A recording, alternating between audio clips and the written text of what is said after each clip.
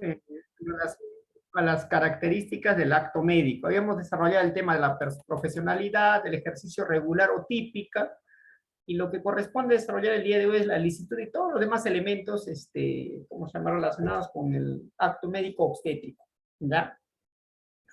La licitud tiene 4 elementos. Licitud por su legitimación de su autor, por la finalidad que persigue, por el expreso consentimiento y por ajuste a la legalidad. Muy bien. ¿En qué consiste cada uno de ellos?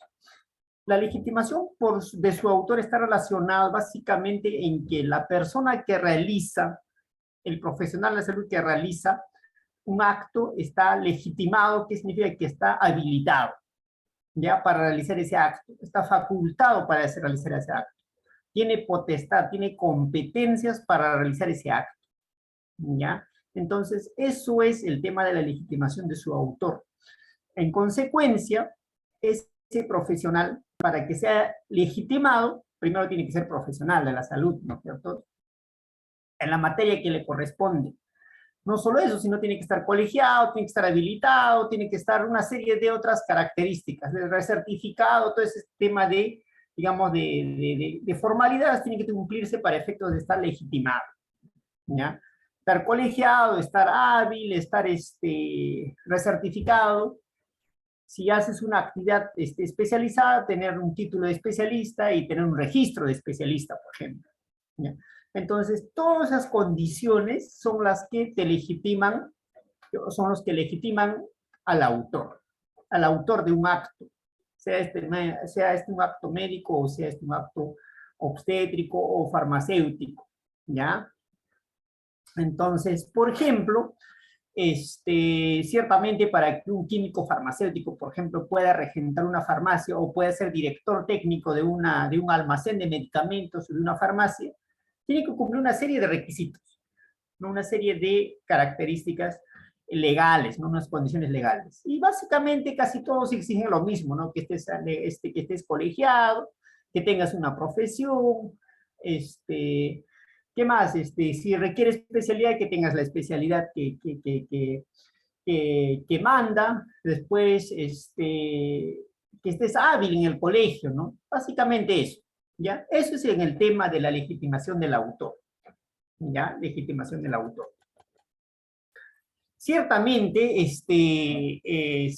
¿cómo se llama? Eso está vinculado también con el tema del intrusismo, ¿no? Se supone que cuando se trata, por ejemplo, de un acto, por ejemplo, ¿cómo se llama?, por decir, de manejo de pacientes en cuidados intensivos, por ejemplo, para que esa persona actúe de manera legítima, por ejemplo, en el caso de los profesionales que trabajan en unidad de cuidados intensivos, tienen que tener la especialidad.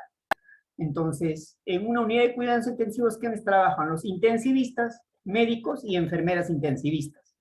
Entonces, para que, digamos, la persona que trabaja esté legitimado para ejercer esa función, tiene que tener la especialidad, ¿ya? La especialidad de medicina intensiva o enfermería intensiva, por ejemplo, ¿ya?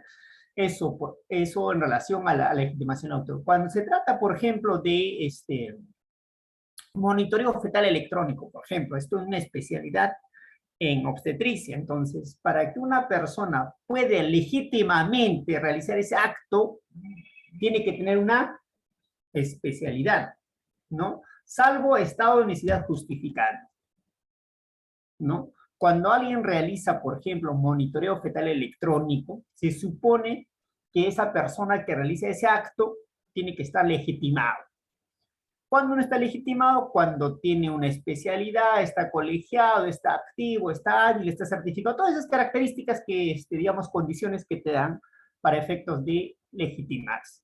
¿Ya? Tiene que tener un registro de especialidad. Primero tiene que ser un profesional obstetra con una especialidad en la materia, estar colegiado, estar habilitado y estar recertificado. ¿Ya? Eso es importante, el tema de la legitimación del autor. Básicamente está relacionado con eso.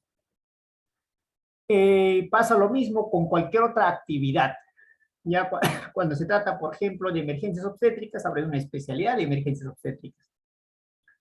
Cuando se trata de emergencias médicas, hay médicos emergenciólogos, hay enfermeras emergenciólogas, ¿no?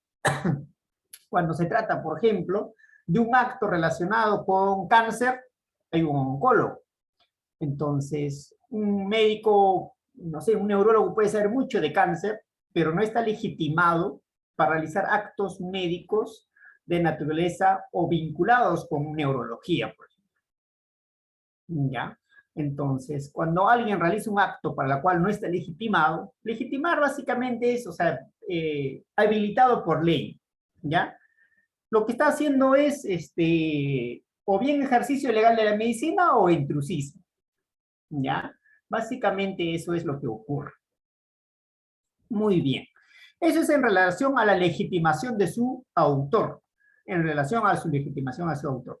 Para que ustedes legítimamente, por ejemplo, realicen actos obstétricos, evidentemente primero tienen que tener una carrera, terminar la carrera, después obtener su título y registrarlo en el colegio de obstetras y, bueno, ¿cómo se llama?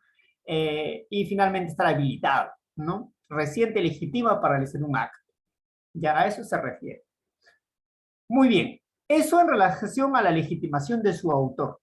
El otro elemento está vinculado con la licitud por la finalidad que se persigue. ¿Qué significa?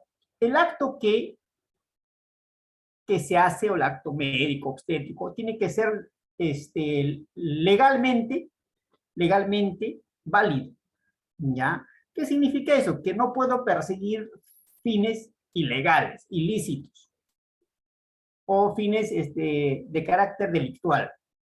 ¿Como qué, por ejemplo? ¿Qué actos médicos obstétricos persiguen fines ilícitos, ilegales, inclusive delictuales, o de un delito? ¿Alguien pone un ejemplo?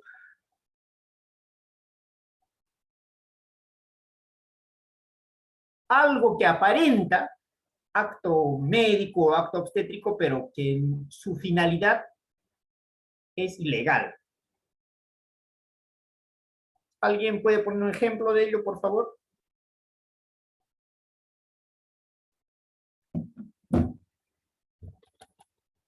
¿Alguien? Nada. Un típico ejemplo al aborto, ¿no? El aborto es digamos, una actividad proscrita, prohibida y penada en la ley penal peruana, ¿no? Y en consecuencia, la finalidad que se persigue cuando se realiza, por ejemplo, un acto vinculado con el aborto, evidentemente la finalidad que se persigue es ilegal, ¿ya? ¿Qué ocurre si yo quiero darle un abuelito que está con una enfermedad terminal y para que pueda tener una muerte sana, le doy, no sé, una dosis alta de un neurodepresor, ¿no? Obviamente, pero por efecto del neurodepresor, esa persona va a terminar falleciendo, ¿no? Pero ese acto, la finalidad que persigue ese acto, ¿es legal o no? No, es ilegal. Es ilegal, porque en el Perú está prohibido Eutanasia. la eutanasia. Muy bien. Ya, ese es el tema. Básicamente a eso se refiere el tema de la finalidad que se persigue. Ya, finalidad que se persigue. Y así una serie de elementos pueden presentarse, ¿no? Por ejemplo, ¿qué ocurre si un cirujano plástico trata de cambiar la cara de modificar absolutamente digamos, el aspecto morfológico de un delincuente, con el objeto de evitar, por ejemplo, ¿cómo se llama? La identificación. Eso es ilegal, por ejemplo, ¿no? Entonces, tú no puedes cambiar, digamos, de manera importante el aspecto o el aspecto fisonómico de una persona, ¿ya? Más aún si esa persona sabe que la tarea que está haciendo es con ese objeto, ¿no? Con ese objetivo, con esa, digamos, con esa razón, ¿ya? Entonces, la finalidad que se persigue con un acto tiene que ser legal. Por ejemplo, si yo realizo un tratamiento, obviamente ese tratamiento tiene que tener fines lícitos, no puede tener fines ilegales, ¿ya? A eso se refiere el tema de la finalidad que se persigue. Y ciertamente puede haber un montón de otros ejemplos en relación a esto, ¿ya? Si yo empiezo a hacer, por ejemplo, ensayos con embriones, ¿eso es legal o ilegal?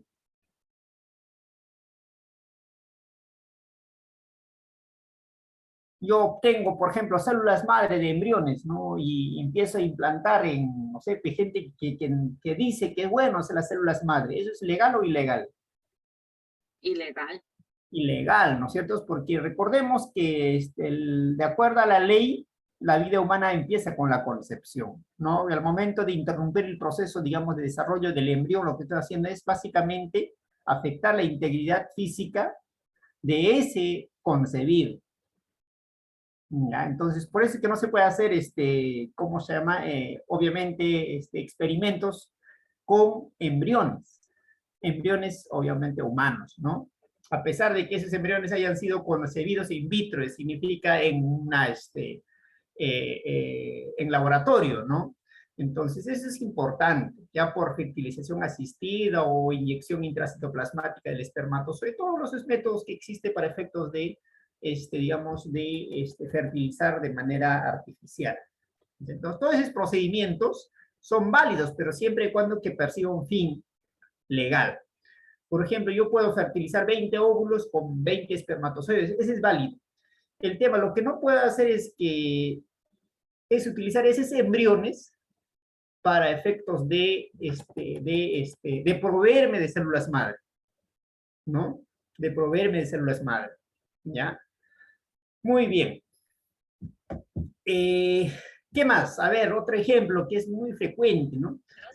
Yo puedo implantar Profesor, un óvulo fertilizado en una persona que no es una mujer que no es propietaria biológicamente del óvulo.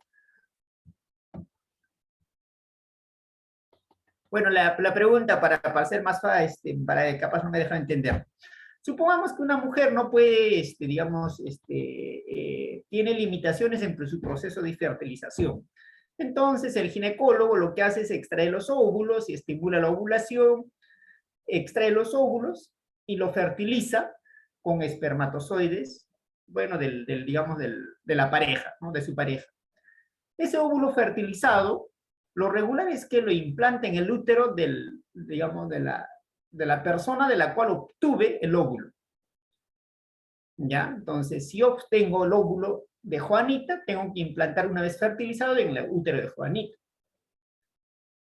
Eso es legal, ¿no? ¿Qué ocurre si yo, el óvulo fertilizado, el óvulo de Juanita fertilizado con la pareja de Juanita, implanto en el útero de Marita? ¿Eso es legal o no?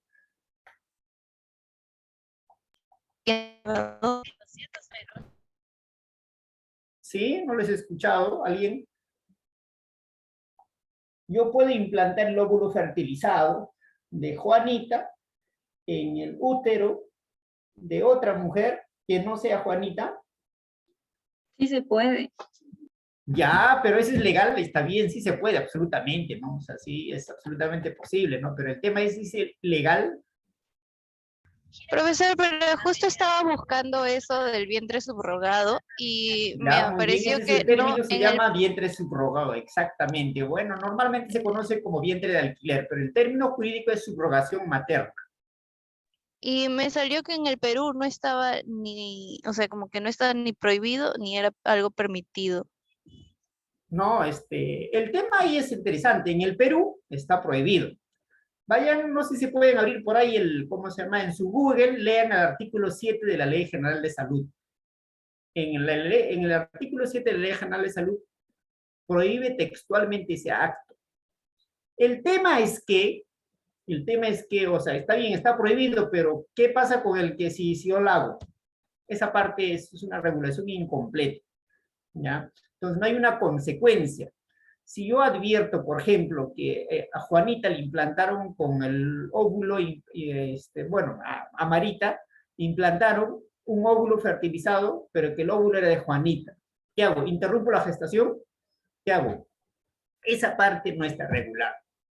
Entonces, como hay un vacío, hay mucha gente que se aprovecha de esa situación, ¿no? Hay gente que dice, no, como expresamente está prohibido.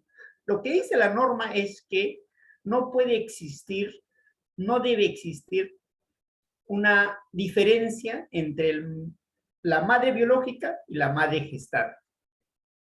Está prohibido, digamos, es válido el tema de la fertilización, siempre y cuando que la madre biológica sea la misma que la madre gestante.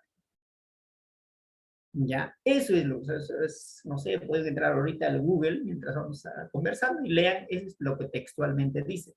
En consecuencia, está prohibido en que la madre biológica sea distinta a la madre gestante. El tema es que la norma no desarrolla de manera, digamos, completa qué pasa si ocurre. No te dice nada, ¿no? Debería de interrumpirse la gestación, debería de atribuirse el niño que nace a la mamá gestante, o debería atribuirse a la madre biológica, porque el ADN de ese niño va a salir ¿de quién? ¿De Juanita o de Marita? Va a salir obviamente del ADN de la madre biológica, ¿no? O sea, el que dio el óvulo, ¿ya? Entonces eso es un tema, pero de vacío normativo más que no está prohibido, si está, o que esté permitido. En el Perú está prohibido. El tema es que, ¿qué pasa si yo hago ese acto que está prohibido? No te dice qué vas a hacer. Ya no te dice si vas a interrumpir la gestación, que el hijo se imputará como si o se atribuirá, en todo caso, se atribuirá a la madre gestante, o se atribuirá a la madre biológica, no te dice eso. No te soluciona. ¿Ya? Y en el Perú, obviamente, se hacen negocios en base a ese vacío normativo, ¿no? Mucha gente, chilenos, colombianos, españoles, vienen al Perú para, ¿cómo se llama? Para subrogarse, para practicar la subrogación materna. Y obviamente utilizan, ¿cómo se llama? A madres que probablemente tengan algunas necesidades económicas. ¿Ya? Mira, el tema de la subrogación materna no es mala. El tema es que tiene que regularse, ¿no? El tema es que no sea usado como un negocio, ¿no? Que no se alquile el vientre, que no se alquile un bien que no es posible de alquilar, ¿no? Y eso tiene que regularse. Mira, en países cercanos como Brasil o Colombia, tú puedes subrogar, o sea, supongamos que la señora no, o sea, producto de un accidente, le sacan, pierde el útero y finalmente no puede tener un hijo. No hay forma. Entonces, esa señora que le han sacado su útero por un accidente o cualquier otra complicación, pero ahí tiene su óvulo. Puede ovular, pero no puede gestar. Hay que darle una solución porque es un derecho fundamental, ¿no es cierto? Y en consecuencia, sí se tiene que darse una solución. En países cercanos lo que han hecho es que sí, miras, cuando pasa eso, las que te pueden subrogar no puede ser cualquier persona. No puede ser la señora Juanita que vive en Ventanillo, ni la señora Marita que vive en Villa El Salvador, sino tiene que ser una persona cercana a la persona que está solicitando la subrogación. Entonces, la legislación dice, por ejemplo, puede ser la hermana de la persona que le está solicitando la subrogación. Puede ser un familiar cercano, ¿no es cierto? Entonces puede ser la mamá, no sé, la prima, algo así, para que no sea o sea, para que no se vuelva un comercio, ¿ya?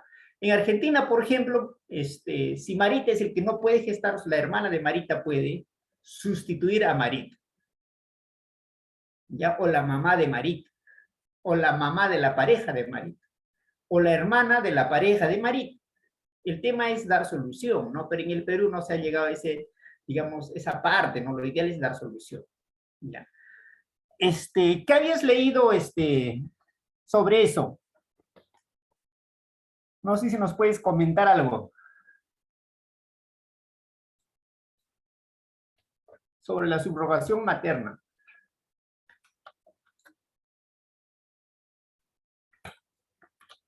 Básicamente es eso, ya el tema es que se dé soluciones, ¿no? Es que se dé una opción a esa señora que no puede dar, que no puede gestar, ¿no? Que puede gestar en lugar de ella su hermana, su mamá, su prima, digamos una persona cercana. ¿Para qué? Para que no se use de carácter comercial, ¿no? Viene alguien, por ejemplo, de España y dice, no, no quiero que me subrogue maternal, ya vamos a buscar a la señora de El Salvador que necesita plata y obviamente va a servir, va a alquilar su bien. O la señora de Puente Piedra o de Ventanilla. Eso es lo que están haciendo actualmente.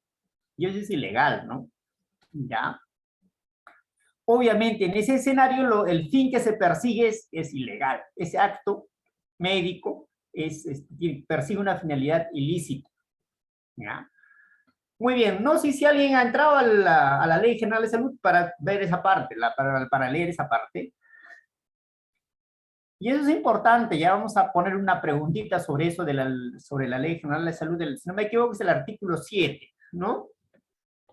¿Alguien lo ha leído?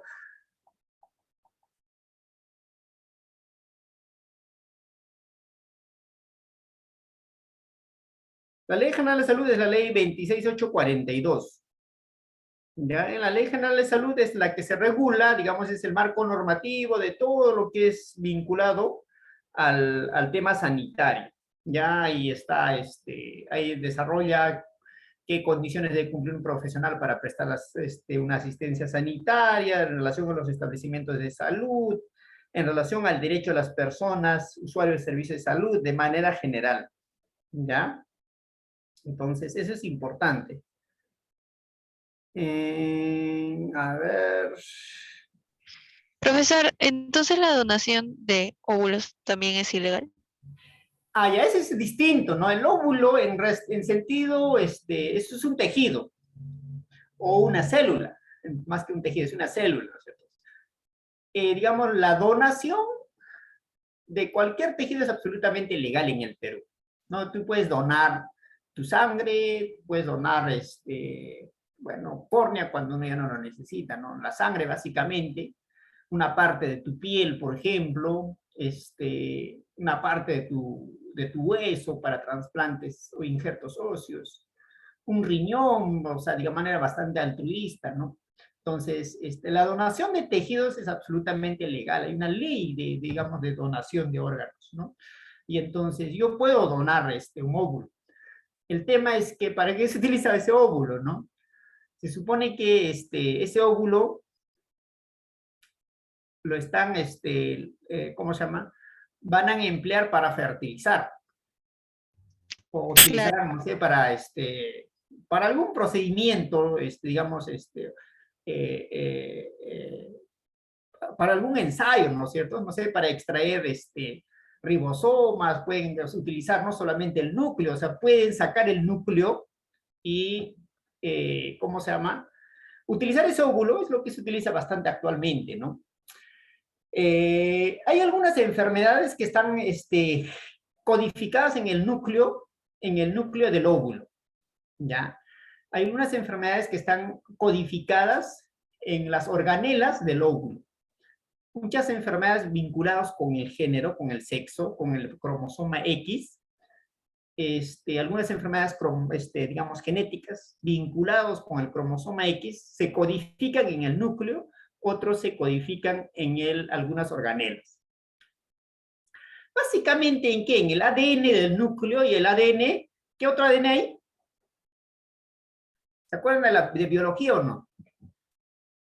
Hay ADN mitocondrial y ADN nuclear, ¿no es cierto? Recuerden que las enfermedades se codifican en el código genético. Y entonces, hay enfermedades genéticas que están en el ADN del núcleo. Hay enfermedades genéticas que están en el ADN de las mitocondrias. Y entonces, si yo detecto que esa persona tiene una enfermedad genética que está vinculado con el ADN mitocondrial, ¿qué tengo que hacer yo? Sacar las mitocondrias de ese óvulo y reemplazar con mitocondrias de otro óvulo. Eso es lo que puedo hacer, ¿no es cierto? ¿Qué más podría hacer? Sacar el núcleo y reemplazar el núcleo con otro, digamos, de otro óvulo, ¿no? Si yo tengo una enfermedad genética donde, ¿cómo se llama? Digamos, el gen vinculado con esa enfermedad está en el ADN núcleo, ¿qué tengo que hacer? Básicamente sacar ese núcleo y reemplazar con el núcleo de otro óvulo que no tiene ese defecto. ¿Ya? Y entonces, obviamente, ahí tengo un óvulo, ¿qué cosa? Va a ser un óvulo Frankenstein, ¿no? Frankenstein, ¿no? Y supongamos que, a ver, vamos a ver, y puedo hacer todo lo demás a topo, supongamos, o sea, obtengo ¿cómo es? Un óvulo de Juanita. El óvulo de Juanita tiene un defecto en el núcleo y el núcleo lo reemplazo. Todo eso es posible, todo lo que estoy diciendo se hace, o sea, en vida real, ¿ya?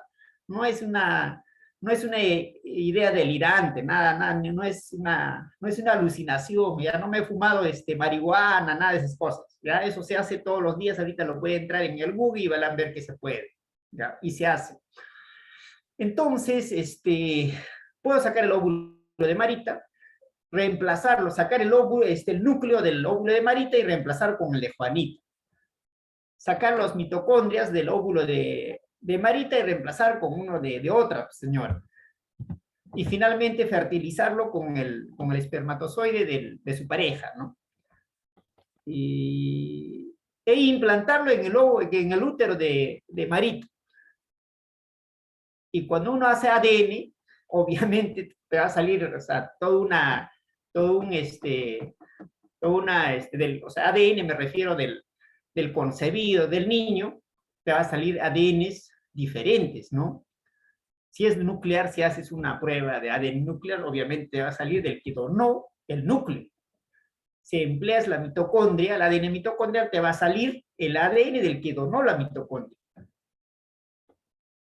Y no va a salir el ADN de la señora que puso el óvulo, o sea, todos los demás elementos del óvulo. ¿Ya? Eso es posible, absolutamente posible. ¿Ya?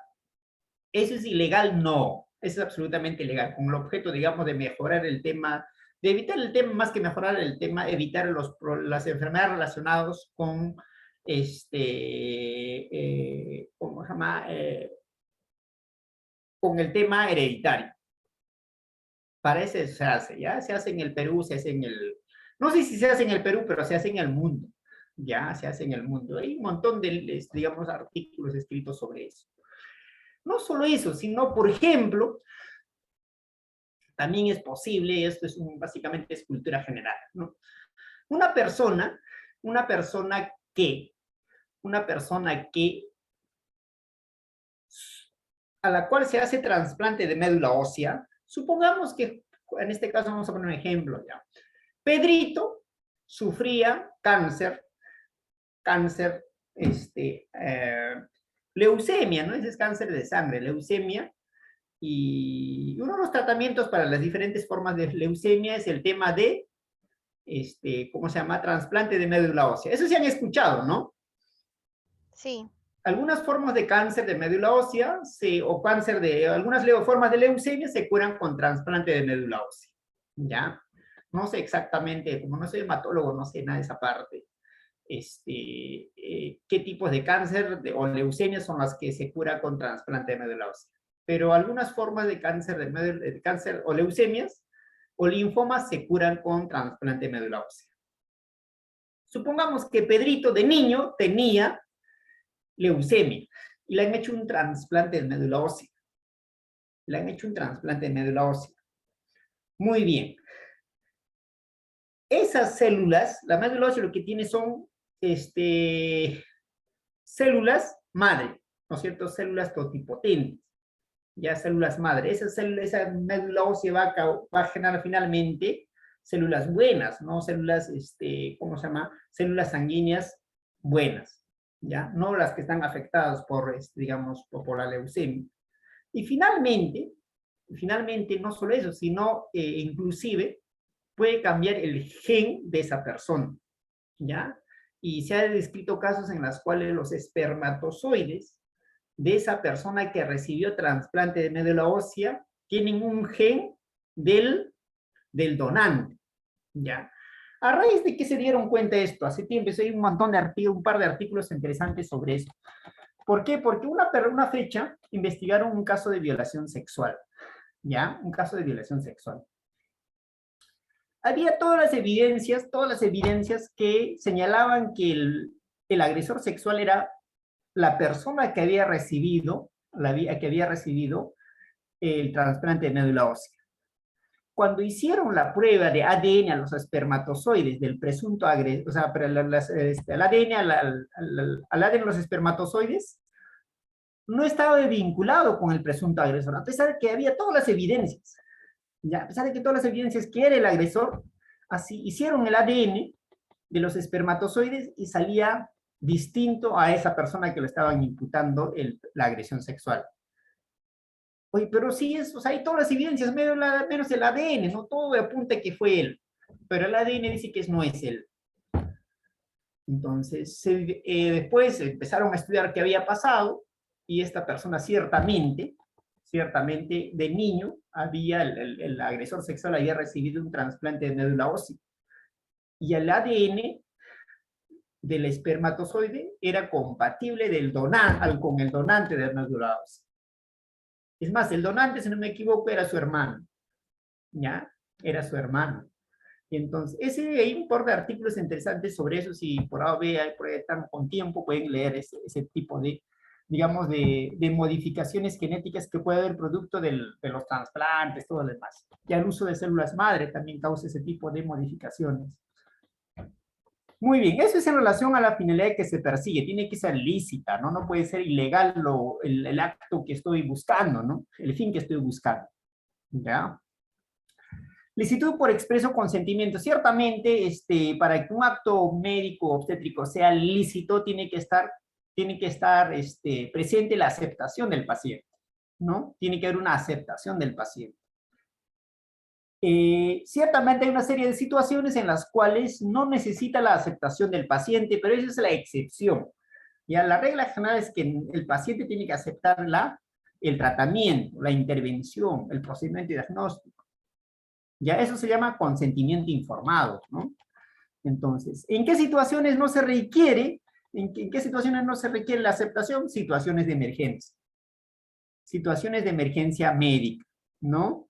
Entonces, si una paciente está en situación de emergencia, no se requiere el consentimiento, no se requiere la aceptación.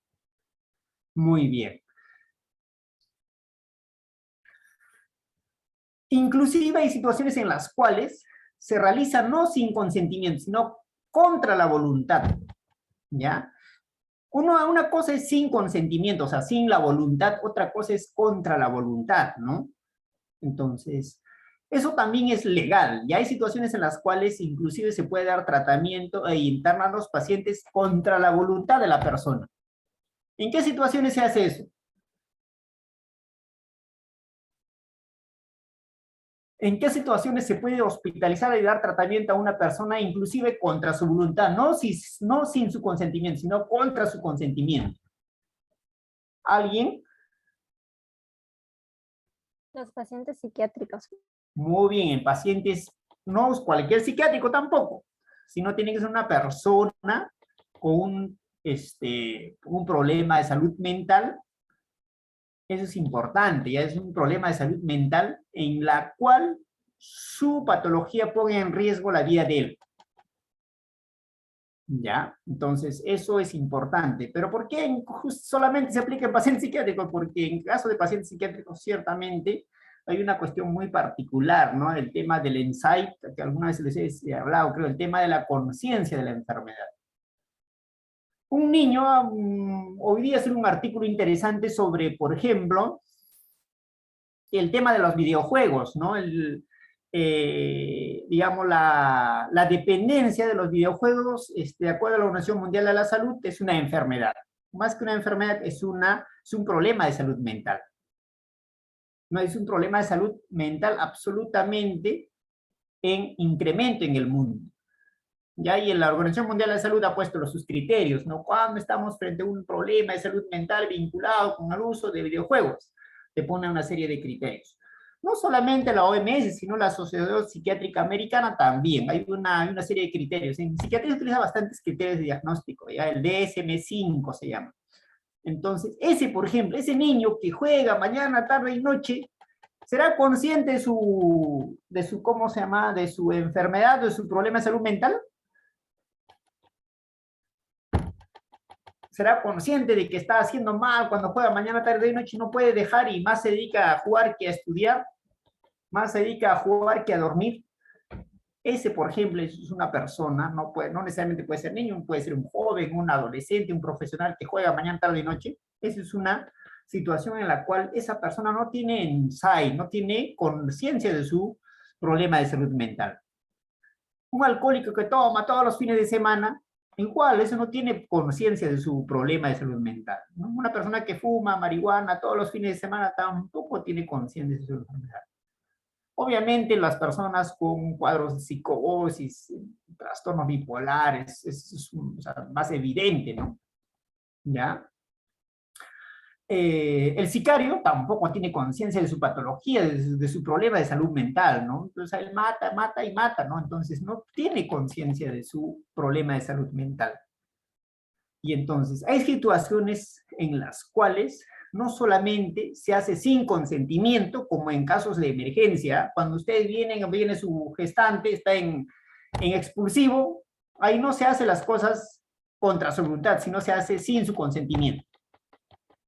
No, hay una situación de emergencia médica y lo atiendes, ¿no? Una gestante que viene sangrando, tienes que atender, no tienes que pedir primero, ahí firman un papelito, nada, atiendes y punto. En ese escenario es sin consentimiento. Ya es sin consentimiento.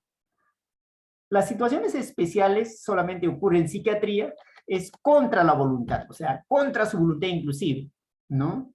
Eso es en, obviamente, problemas de salud mental, ¿ya? Muy bien. Y finalmente, por su ajuste a la legalidad. El ajuste a la legalidad está relacionado con el tema de que el acto médico obstétrico o el acto obstétrico que realices tiene que ser conforme a ley. ¿Qué significa ello? Que tiene que estar conforme a la guía, ¿no? Que tiene que estar conforme al protocolo, que tiene que estar conforme al documento técnico, a la norma técnica sanitaria. ¿Ya? Si la norma técnica de salud para la atención integral del gestante dice que tienes que hacer de esta forma, tiene que ser de esa forma. ¿Por qué? Porque esa forma de actuar está probado de que funciona. Está probado de que es eficaz y seguro. Está probado que dar, no sé, una determinada cantidad de hierro a una gestante a partir de una determinada edad gestacional previene la anemia. ¿Y dónde dice? La norma técnica de prevención de anemia en gestantes. Eso tienes que dar en la cantidad que te dice y a partir de la fecha que te dice. Oye, pero no, yo soy lo máximo, no, yo quiero dar en otra fecha. No está probado de lo que tú dices. Lo que dice, lo que vale es lo que dice la norma. ¿Ya? Pasa lo mismo con el ácido fólico. El ácido fólico dice que hay que dar una determinada cantidad a partir de una determinada edad gestacional y en una dosis determinada. ¿Y dónde dice eso? En la norma técnica de salud para atención integral de la gestante, o la norma técnica de salud para la prevención de la anemia, o cualquier otro, digamos, norma técnica. A eso se refiere el tema del ajuste a la legalidad. ¿Ya? Y a ver, quiero atender una gestante con COVID. Hay una norma, un documento técnico, una guía, un protocolo que dice cómo tengo que atender a una gestante con COVID. Quiero atender, hacer controles, ¿cómo se llama? Control prenatal a una gestante adolescente.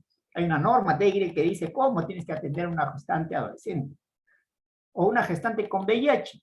Hay normas que dicen cómo tienes que atender el parto de una gestante con VIH.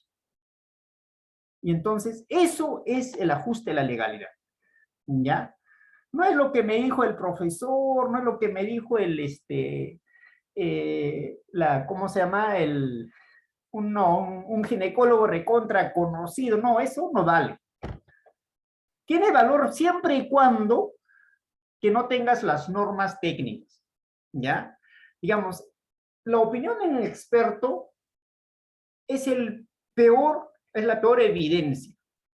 Ya ustedes pueden ahí buscar obstetricia, medicina basada en evidencias. La peor evidencia es la opinión de un experto.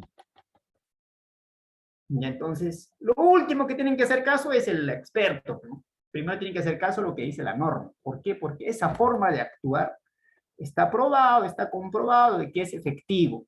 Está aprobado y comprobado de que es seguro. Y de esa forma se garantiza la calidad. Eso es importante, ¿ya? Muy bien, eso es en relación al ajuste a la legalidad. Hay un montón de normas, obviamente, todo ahora actualmente está regulado, ¿no? Todo sin excepción. Muy bien. Vamos a continuar. Preguntas, dudas en relación a estos temas de la licitud, porque ese es básico, ¿ya? Licitud en relación a legitimación de autor, por la finalidad que se persigue, necesariamente se requiere en más de los casos expreso consentimiento, o aceptación, o asentimiento, y finalmente de que lo que hago tiene que estar sustentado en una norma técnica, una guía, un protocolo. Si en caso que no haya norma, protocolo o guía, recién viene el tema de la opinión del experto, o tu experiencia, obviamente, ¿no? Se supone que la experiencia también se construye en base a esos, digamos, a esos protocolos, ¿no? Muy bien, ¿cómo se genera un acto médico obstétrico? Por decisión voluntaria y espontánea de las partes, ¿no? Ustedes están en su consultorio obstétrico y la gestante viene y dice, quiero que me atiendas, que me hagas controles perinatales. Y tú voluntariamente dices, ya, acepto que hacerte los controles perinatales. ¿Eso qué es? Decisión voluntaria y espontánea de ambas partes. Por un lado, el usuario de servicio de salud, por el otro lado, el profesional de la salud. Entonces, ahí hay un acuerdo entre dos partes. Hay un acuerdo de voluntades entre dos partes, ¿ya? Ustedes están haciendo, tienen una subespecialidad en monitoreo fetal electrónico y alguien lo indicó que le hagan monitoreo fetal electrónico, viene la gestante y dice, señorita o licenciada, quiero que me hagas un monitoreo fetal electrónico. Y ustedes dicen, sí, ahí está yo soy experta en monitoreo fetal electrónico y le realizas el monitoreo fetal. ¿Eso qué es? Eso es un acuerdo de las voluntades de dos partes. Por un lado, el personal de salud o el profesional de salud competente, todas esas cositas que habíamos pasado, ofrece el servicio y acepta realizar. Y por el otro lado, otra persona que solicita el servicio de la persona. ¿Qué hay ahí? Acuerdo de voluntades, decisión voluntaria y espontánea de dos partes. ¿Ya? Pero no siempre es así, ¿no? No siempre es así. Hay muchas situaciones en las cuales las atenciones médicas se realizan por una decisión unilateral del profesional de la salud. Como que, por ejemplo, en situaciones de emergencia. ¿Ya? El profesional de la salud, como viene sangrando, está en emergencia, tiene que atenderlo. No es necesario la aceptación, la decisión voluntaria de la otra parte. Simplemente, yo tengo el deber de prestar atención sanitaria. ¿Y dónde dice que tengo el deber? La ley. Entonces, en este escenario, el fundamento de esa atención, de esa acción unilateral del profesional de salud, está sustentado en la ley. ¿Ya? En el primer caso, la obligación nace por el acuerdo de las partes, es como un contrato, ¿no? Es como un contrato. Y entonces, la fuente del primer acto, del primer caso de la decisión voluntaria es el contrato, o sea, el acuerdo entre dos partes. Acuerdo voluntario, espontáneo, ¿no? De las dos partes. En el segundo caso, no es el acuerdo, sino la fuente es la ley. La ley es el que dice, mira, todas las situaciones en las cuales exista situación de emergencia, tú, profesional de la salud, tienes el deber de atenderlo. Y entonces, la acción unilateral o la obligación no deriva de un contrato, no deriva de digamos, de un acuerdo entre dos partes, sino por obligación legal. Porque la Ley General de Salud te dice que tienes que atender y punto. Y tenemos que atender. ¿Ya? Muy bien, eso es en relación a la acción unilateral del profesional de la salud. El otro es por solicitud de terceras personas. ¿En qué casos ocurre esto, por ejemplo?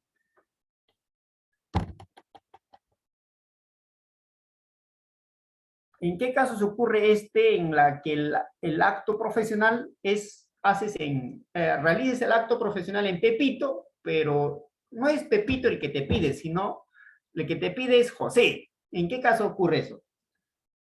En menores de edad. Muy bien, en pediatría, no en menores de edad. Y a todos los menores de edad, usualmente, el que solicita la atención es el representante del usuario de servicio de salud. ¿El usuario quién es? Pepito, que es un niño de 9 años, que cuenta sus chistes rojos, ¿no? ¿Y quién le pide? Que lo atiendan a Pepito? José, que es su papá. Y en ese caso, el acto profesional nace por solicitud de una tercera persona. ¿Ya? Si una gestante adolescente de 15 años tiene que atender el parto. ¿Quién solicita la atención? ¿Será Juanita, que tiene 15 años, que está gestando? No, su mamá o su papá, su representante legal. ¿Ya? Es muy frecuente en el tema de adolescentes, ¿no? Gestación adolescente van a ver este tema de la solicitud de terceras personas. No es la misma usuaria de servicio de salud, sino una tercera persona, que usualmente es el representante. Casi siempre es el representante, ¿ya?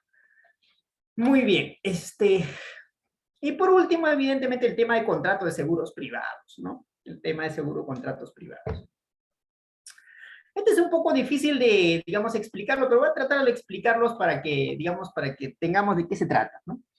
Supongo, esto ocurre, por ejemplo, en el eSalud. Ya vamos a poner en el caso de eSalud. En el eSalud se atiende las personas, cuyo empleador ha hecho un aporte, ¿no? ¿Quién es el que aporta el eSalud? El trabajador no, sino el empleador, ¿ya? Yo soy, yo no he, el que aporta yo no soy, o sea, el monto que sale de salud no sale de mi sueldo, sino mi empleador, que es el Hospital Víctor Larco, en este caso el Ministerio de Salud, aporta un monto por mí, para que en el eSalud me atiendan al eSalud. Entonces, el contrato ahí no es entre eSalud y el paciente, sino con el empleador. ¿Ya? El empleador dice, mira, yo tengo 20 trabajadores. Ya, yo voy a aportar por cada uno de mis trabajadores un monto determinado. Y tú, eSalud, vas a atender a mis trabajadores cuando mis trabajadores tengan alguna contingencia sanitaria. Ya, eso, por ejemplo, eso es un contrato entre entidades privadas o públicas, ¿no? Es importante. Entonces, cuando eSalud, cuando yo voy cuando voy al seguro, el seguro me dice, ya yo te voy a atender, ¿por qué? Porque tu empleador a mí me ha pagado una contribución para que te atienda. ¿Ya? Así es en el tema del eSalud. Pasa lo mismo con el tema de los contratos de seguros privados. ¿Ya? Cuando yo contrato un seguro de salud, por ejemplo, con EPS, ¿cómo se llama? Con Pacífico, por ejemplo. Entonces digo, oye, Pacífico, pues muchas empresas contratan seguros privados, ¿no? Las empresas grandes, por ejemplo, una minera, contrata la EPS Pacífico para que atienda a sus trabajadores. Dicen, no, mire, yo tengo un trabajador, un ingeniero de minas, la minera dice, tengo un trabajador que es ingeniero de minas, y yo te contrato a ti, Pacífico, para que si por obra ocurre algo en mi trabajador, lo atiendas, ¿no? Entonces, ¿el contrato de quién es? Entre la minera, que es el empleador, y el Pacífico EPS. Y entonces, ¿quién va a ser el usuario de servicio de salud? El trabajador de la minera.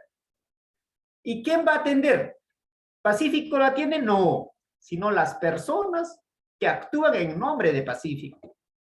Ya no es Pacífico mismo, Pacífico es una persona jurídica, la minera otra vuelta es una persona jurídica, dos personas jurídicas celebran un contrato de seguro de salud.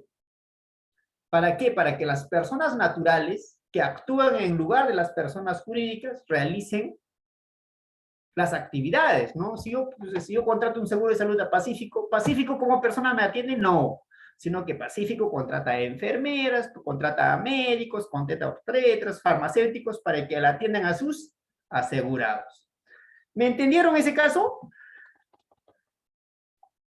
¿Alguna duda sobre el último? Sí, profesor, y si en este caso la entidad de salud tiene un hospital privado a su nombre, ¿también lo Ajá. estarían atendiendo ellos o las personas igual? Esa es muy buena pregunta, porque no necesariamente la aseguradora es el que presta a la vez el servicio, sino puede contratar a un tercero, que es un establecimiento de salud, para que la atienda.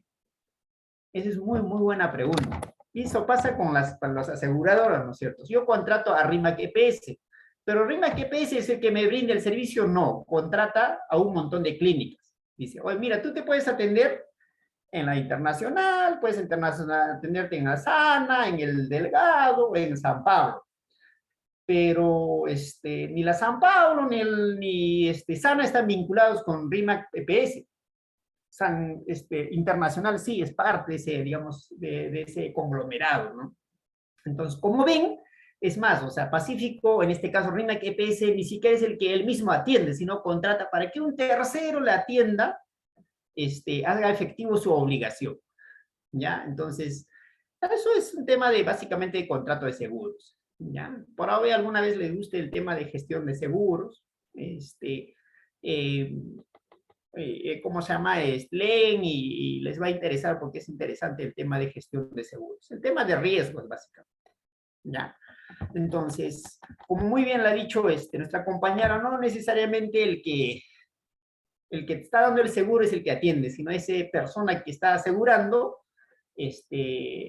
¿cómo se llama? Contrata a un tercero para que te preste el servicio, ¿ya? En el caso de salud no ocurre eso, ¿no? El de salud, si bien es cierto, es una aseguradora, además es una prestadora, o sea, tiene sus propios hospitales, sus propios médicos, o sea, tiene todo, ahí no es que contrata a un tercero, ¿no? Eso es importante. En el caso del SIS, pasa como si fuese un seguro EPS, ¿ya? Entonces, el SIS tiene un conjunto de asegurados, ¿no? Todas las personas que no tienen ingresos suficientes y que no pueden costear la prestación sanitaria. Entonces, esas personas que tienen, digamos, ese tipo de, digamos, de limitaciones, son cubiertos cuando tienen una contingencia sanitaria por el SIS. Pero es el Seguro Integral de Salud, es el que atiende. ¿El Seguro Integral de Salud tiene médicos, enfermeras, obstetras para atender los partos? No. No, entonces el Seguro Integral de Salud contrata a los hospitales del MINSA. Ya dice, hospitales del MINSA. Tú, hospital del MINSA, maternidad, me lo vas a atender a mi asegurada para que le atienda su parto, para que le haga sus controles prenatales. Pero ¿quién cubre? ¿Quién es el que contrata? SIS. El SIS es el que paga, ¿no? Entonces el SIS es nosotros finalmente somos, o sea, los que tienen seguro SIS, son asegurados del SIS. Van a Loaiza, entonces dicen, no, mire, yo tengo mi SIS, entonces, tú, Loaiza, atiéndeme mi emergencia, pero yo no te voy a pagar, sino el que te va a pagar es el SIS. ¿Por qué? Porque yo soy un asegurado del Seguro Integral de Salud. Es una gestante, no sé, de 20 años, y otra vuelta, es una asegurada del SIS. Va a un centro materno-infantil, el que va a prestar servicio de atención de parto, control, en ese caso es ¿cómo se llama? El centro materno-infantil. ¿Pero quién le va a pagar? El SIS. ¿Ya? Entonces, como vemos ahí, ocurre justamente el tema del contrato con entidades públicas o privadas. El SIS es público y el centro materno-infantil, de donde sea, es público. Ahí vemos un contrato entre dos entidades públicas. ¿Ya? Muy bien, ¿qué ocurre si mañana la minera Las Bambas contrata a Pacífico EPS para que atiendan a sus trabajadores de la mina? ¿Ahí qué es? Un contrato de entidades privadas, ¿ya? Pero también pueden ser públicas y privadas. Por ejemplo, yo trabajé años en la Contraloría y en la Contraloría nos daban un seguro privado. Y entonces, la Contraloría es una entidad del Estado, contrataba a Pacífico EPS para que los trabajadores de la Contraloría se atiendan en una clínica. Eso también ocurre. Entonces, pasa eso, ¿no? Ciertamente son pocas entidades del Estado que tienen ese tipo de privilegios en realidad, ¿no? Porque en realidad todo trabajador del Estado se atiende usualmente en el de salud. Pero hay entidades pocas del Estado, como el Congreso, la SBS, el BASR, la Contraloría, donde sus trabajadores no se atienden en el de salud. Ya sus trabajadores se atienden en las clínicas de Lima, ya para, no sé, en la San Pablo, pero eso es un tema un poco discriminatorio también, ¿no? Se supone que todo trabajador del Estado, o sea, tiene similares derechos, ¿no? Pero como en todo lado, lamentablemente, hay trabajadores del Estado de diversas categorías, pero no, lamentablemente. ¿Ya? Entonces, vamos, eso es el tema de contrato de seguros, eso es en relación al contrato con entidades privadas. Bueno, los actos médicos pueden ser corpóreos y extracorpóreos. Corpóreos es todo lo que están relacionados con el cuerpo. Extracorpóreos es hacer un certificado, por ejemplo, ¿no? Un informe médico, por ejemplo. ¿Ya? Es lo que estábamos diciendo, extracorpóreos, certificados médicos, recetas, historias clínicas, otros documentos. Extracorpóreos, ¿por qué? Porque no está relacionado con la intervención digamos, al organismo, ¿ya? Y esto es importante, ¿se acuerdan de esto? De legalidad, licitud por su ajuste a la legalidad. Eso está relacionado con el lex artis, ¿ya? Con el lex artis. O sea, tiene que estar conforme a una norma técnica. ¿Y dónde está eso? Básicamente en esto, en las guías, en los protocolos, normas técnicas, algoritmos, procedimientos operativos, formulación de procedimientos y una serie de documentos que pueda tener directivas que puede haber en un hospital para ver cómo atender una situación concreta. ¿Ya? Muy bien, ¿qué más? ¿Por qué el desempeño basado en la ley cierta es importante? Porque define a los trabajadores y pacientes su cliente lo que se necesita para producir servicios de calidad. Porque asegura la calidad, incluyendo la acreditación de servicios de salud, y porque está relacionada con la mejora de los resultados. ¿Ya? Eso es importante. ¿Preguntas, dudas? ¿Preguntas, dudas, señoritas? Espero que haya sido claro.